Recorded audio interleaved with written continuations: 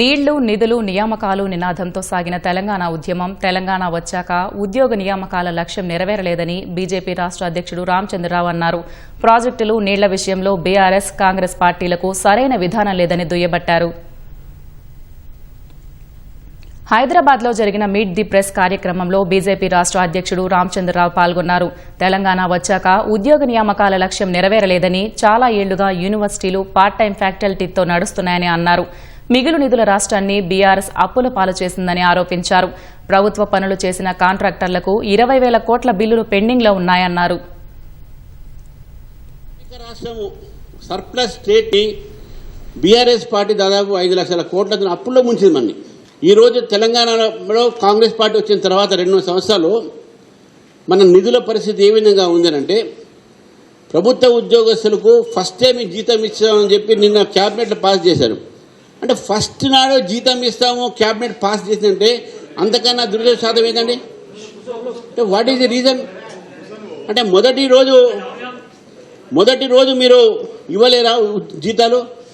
అంటే మీ పరిస్థితి ఫైనాన్షియల్ అంత బ్యాడా?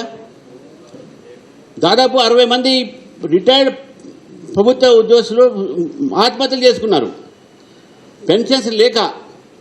మరి నిధుల పరిస్థితి ఏమున్నాయి? ఈరోజు చూసాం మనం 20,000 కోట్ల రూపాయలు ఈరోజు కాంట్రాక్టర్లకు బకాయి ఉన్నది ప్రభుత్వం.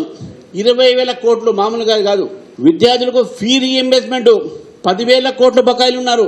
మరి నిధులు ఇది మన నిధుల పొజిషన్. ఇది తెలంగాణ తీసుకొచ్చిన నియామకాలు, నిధులు, ఈ రెండింటిలో మీరే ఆలోచించండి ఎంతవరకు ఈ 2 ప్రభుత్వాలు న్యాయం చేసిందని చెప్పేసి.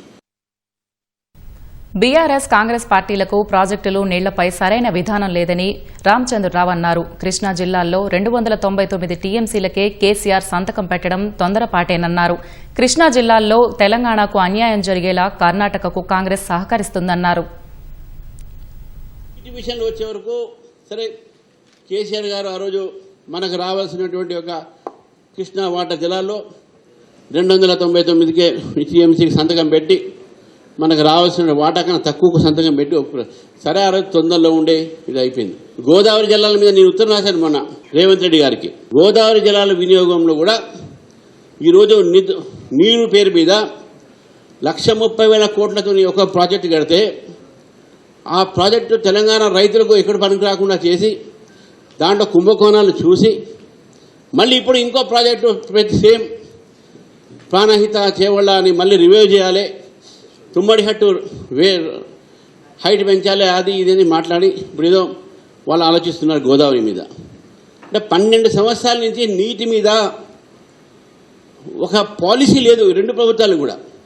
కృష్ణా జలాలు ఏవైతే తెలంగాణకు రావాల్సిందో అది ఈరోజు కర్ణాటకకు రాజకీయ ప్రయోజనాల కోసమో డీకే శివకుమార్ గారిని, రాహుల్ గాంధీ గారిని మెచ్చేయడానికి మన కృష్ణా జలాల మన వాటాని మనం రాకుండా కర్ణాటకకు ఈ కోరకుంట ప్రాజెక్టు ఈరోజు తెలంగాణ గవర్నమెంట్ సంతకం పెట్టి అగ్రిమెంట్ చేసుకొని ఈరోజు తెలంగాణకు నీటిలో అన్యాయం చేసే విషయాన్ని మనం గుర్తుపెట్టుకోవాలి.